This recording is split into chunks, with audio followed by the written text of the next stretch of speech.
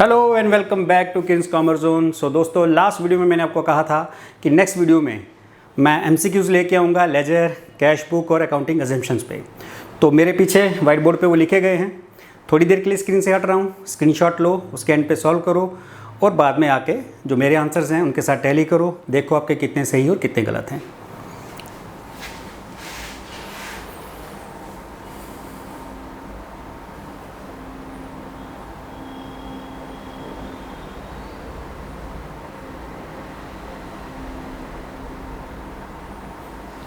So I hope आप सबने screenshot ले लिया। तो डिस्कशन शुरू करते हैं। सो फर्स्ट जो एमसीक्यू है वो है each account in laser is open on separate. Her account जो है लेजर में हम ओपन करते हैं सेपरेट। किस में? ऑप्शन क्या है? ए रजिस्टर, बी बुक, सी जर्नल, डी पेज। तो हर अकाउंट के लिए जब हम अपनी लेजर्स बनाते हैं तो हर एक अकाउंट के लिए हम अलग से एक पेज लेते हैं, क्योंकि रजिस्टर या बुक हम तब लेते हैं जब बहुत सारी ट्रांजैक्शन हो। जैसे फॉर एग्जांपल कैश के लिए हम कैश बुक बनाते हैं या परचेज के लिए परचेज बुक बनाते हैं। तो जब बहुत सारी ट्रांजैक्शन हमें एक ही जगह रिकॉर्ड करनी होती है तब हम उसके लिए बुक यूज़ करते हैं, जैसे कैश बुक या परचेज बुक। लेकिन बाकी जो जिनकी ट्रांजैक्शन थोड़ी कम होती हैं उनके लिए हम अकाउंट बनाते हैं और वो आपका जो भी आपकी लेजर है उसका अलग एक जो पेज होगा उस पर अकाउंट बनाया जाता है। सो राइट आंसर इज डी, यानी page. Second is the amount which could not be recovered is called. वो पैसा जो रिकवर नहीं हो सकता, यानी जो पैसा हमने किसी को उधार दिया था या किसी को उधार में गुड्स बेची थी, अब वो रिकवर नहीं हो सकता, उसको हम क्या कहते हैं? So option A is bad debt recovered, B is cash, C is bad debt, D none of this. तो जो पैसा हम रिकवर नहीं कर सकते, जो पैसा हमारा बिकॉज ऑफ सम रीज़न डूब जाता है, उसको हम क्या बोलते हैं? उसको बोलते हैं bad debts. Bad debts recovered का मतलब कि जो पैसा डूबा हुआ है बाद में कई बार मिल जाता है, उसको कहते हैं बैड डेट्स रिकवर्ड। तो जो पैसा डूब गया उसको हम क्या बोलेंगे? Bad debts. So right answer is C. Third is each journal entry is followed by. हर एंट्री जो है उसको फॉलो करता है क्या? A narration, B sequence, C random, D none of this. So आपके पास जितनी भी जर्नल एंट्रीज होती हैं, जब हम जर्नल एंट्रीज कंप्लीट कर लेते हैं, डेबिट क्रेडिट लिख लेते हैं, तो उसके बाद एक नीचे नरेशन लिखते हैं जिसमें सिर्फ ये एक्सप्लेन होता है कि ऊपर जो हमने जर्नल एंट्री बनाई उसमें हुआ क्या है, सेल हुई है, परचेज हुई है, क्या हुआ है। तो किसी भी जर्नल एंट्रीज को जो फॉलो करती है वो क्या होती है? दैट इज कॉल्ड नरेशन, यानी आंसर इज ए।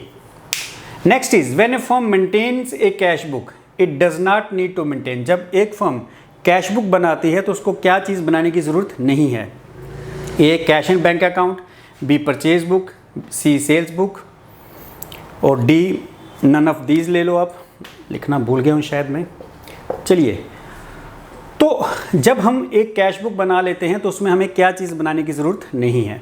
देखिए दोस्तों, मैंने पहले ही बताया था जब हमने कैश बुक बना ली उसमें आपको पता है कैश कॉलम और एक बैंक कॉलम भी होता है।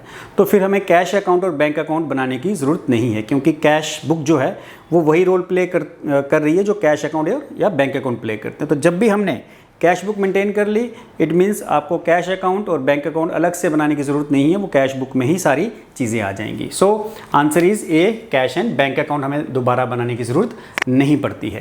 Fifth is cash book does not record transactions of. Cash book में हम कौन सी ट्रांजैक्शन नहीं रिकॉर्ड करते? A credit nature, B cash nature, C both A and B, D none of this. तो cash book as a name suggest की इसमें cash की ट्रांजैक्शन रिकॉर्ड होती हैं, तो इसमें हम कौन सी ट्रांजैक्शन नहीं रिकॉर्ड करते? वो कौन सी हैं?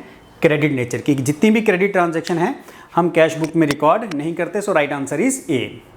Next is credit balance on bank account in cash book. कहता है जो क्रेडिट बैलेंस होता है बैंक अकाउंट का कैश बुक में वो क्या शो करता है? So option is overdraft, B cash deposit in bank, cash withdrawn from bank. तो जो भी क्रेडिट बैलेंस होता है, आपने कैश बुक बनाई तो मैंने आपको बताया था क्रेडिट बैलेंस का मतलब क्या कि अगर कैश बुक में आपकी क्रेडिट साइड बड़ी है, किस कॉलम की? बैंक कॉलम की। तो जब भी बैंक कॉलम की क्रेडिट साइड बड़ी होती है इसका मतलब आपने पैसा बैंक से ज़्यादा विड्रॉ करवाया, जिसको हम बोलते हैं ओवरड्राफ्ट। तो क्रेडिट साइड अगर आपका क्रेडिट बैलेंस शो हो रहा है कैश बुक में, तो क्रेडिट बैलेंस अगर बैंक का है तो वो क्या शो करता है? ओवरड्राफ्ट, यानी आपने बैंक से जितने पैसे आपके पास थे उससे ज़्यादा विड्रॉ किया है, तो वो ओवरड्राफ्ट शो करता है। Next is when A second hand machine purchased on credit it is recorded. जब हम कोई सेकेंड हैंड मशीन उधार पे खरीदते हैं तो उसको हम कहाँ रिकॉर्ड करते हैं? Sale book, purchase book, journal proper, none of this. Sales book में तो हम जो अपनी गुड्स बेच रहे हैं या जिस चीज़ का हम बिज़नेस कर रहे हैं, अगर हम वो बेचेंगे तो वो सेल्स बुक में रिकॉर्ड होंगी, और वो भी आपकी जो क्रेडिट सेल होती है। परचेज बुक में क्रेडिट परचेज रिकॉर्ड होती हैं।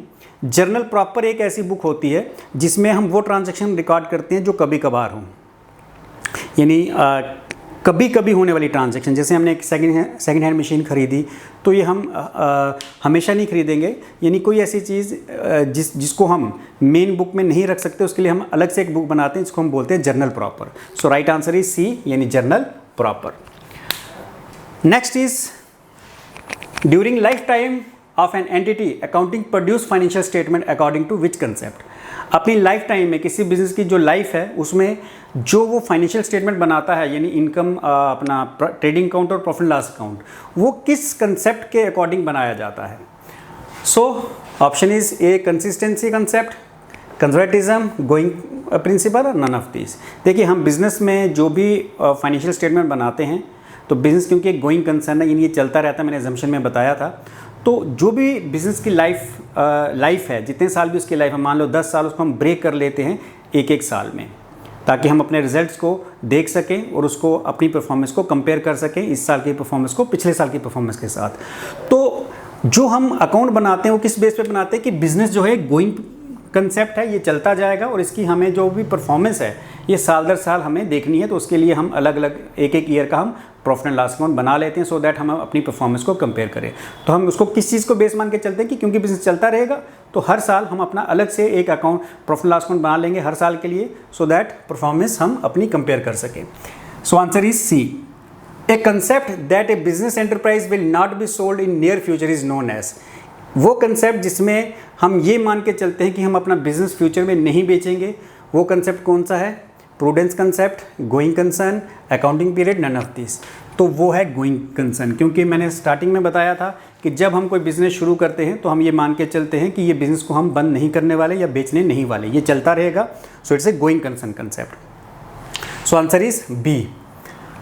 विच principle state that every transaction has dual effect. कौन सा प्रिंसिपल हमें ये बताता है कि हर ट्रांजैक्शन का डबल इफेक्ट होता है, कि उसके दो एस्पेक्ट होते हैं, एक डेबिट और एक credit. A matching principle, B duality principle, C materiality. Matching principle में तो हम अपने एक्सपेंसेस और इनकम को मैच करके अपना प्रॉफिट या लॉस निकालते हैं।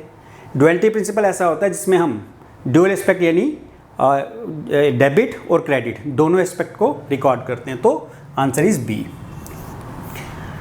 Stock in trade are to be recorded at cost price और market price whichever is less. हम स्टॉक इन ट्रेड को कॉस्ट प्राइस या मार्केट प्राइस जो भी है उनमें से जो लेस उस पर रिकॉर्ड करते हैं, वो किस कंसेप्ट पे बेस्ड है? Prudence concept, matching, business entity और none of this. So prudence concept आपको क्या कहता है कि आपको अपने जो एक्सपेक्टेड गेन हैं उनको रिकॉर्ड नहीं करना, बताया था मैंने, लेकिन एक्सपेक्टेड लॉसेस को आप रिकॉर्ड कर सकते हो। अगर मान लो स्टॉक जो हमने ख़रीदा है, स्टॉक की कॉस्ट हमारे पास 50,000 है, राइट, लेकिन उसका अभी market price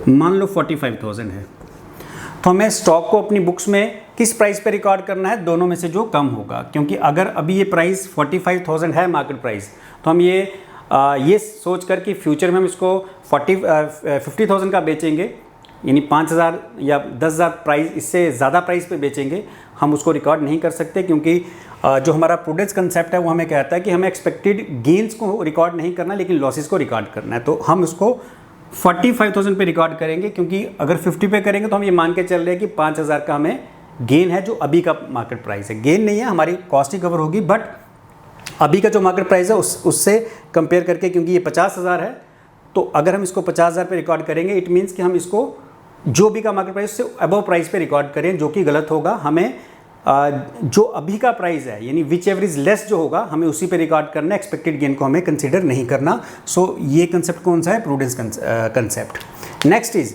management concealing important financial information violates the principle. कहता है जो मैनेजमेंट कंसील करती है, मतलब छुपाती है vital information, important information business की, वो किस कंसेप्ट पे बेस्ड है? ऐसा कौन सा कंसेप्ट है जो कहता है कि आपको अपनी सारी इंफॉर्मेशंस पब्लिक को बतानी है, अपने यूज़र्स को बतानी है? तो वो कंसेप्ट कौन सा है? Materiality, full disclosure, consistency, none of this. तो वो कंसेप्ट है फुल डिस्क्लोजर, क्योंकि मेटेलिटी कंसेप्ट तो ये कहता है कि अगर कोई छोटी मोटी आपके बिजनेस में कोई लॉस या प्रॉफिट हुआ है वो आपको रिकॉर्ड नहीं करना, वो आप छुपा भी सकते हो। लेकिन फुल डिस्क्लोज़र ये कहता है कि आपको अपना फुल डिस्क्लोज़र देना है ऐसी इन्फॉर्मेशन का जिसका इम्पैक्ट आपके जो यूज़र्स हैं इंटरनल या एक्सटर्नल उन पे आ सकता है। तो ये कंसेप्ट फुल डिस्क्लोज़र कंसेप्ट ये आपको कहता है। तो आपको इस कंसेप्ट के हिसाब से अपनी सारी इन्फॉर्मेशन अपने यूज़र्स को बतानी पड़ती है। सो ये आज का था। अब नेक्स्ट वीडियो जो है हम डिस्कस करेंगे, नेक्स्ट वीडियो में एक मिक्स ही लाऊंगा, कोई पर्टिकुलर टॉपिक नहीं दे रहा, एक मिक्स वीडियो में लेके आऊँगा जिसमें हम तकरीबन सभी चैप्टर कवर करेंगे, एक एक दो हर चैप्टर के MCQs लेंगे, सो दैट आपकी एक बार पूरी से फिर से तैयारी हो सके। तो आप वेट करिए और फॉलो करिए मुझे इंस्टाग्राम पे, फेसबुक पे, और मेरा व्हाट्सएप नंबर भी आपको डिस्क्रिप्शन बॉक्स में मिल जाएगा। थैंक यू दोस्तों, थैंक यू वेरी मच।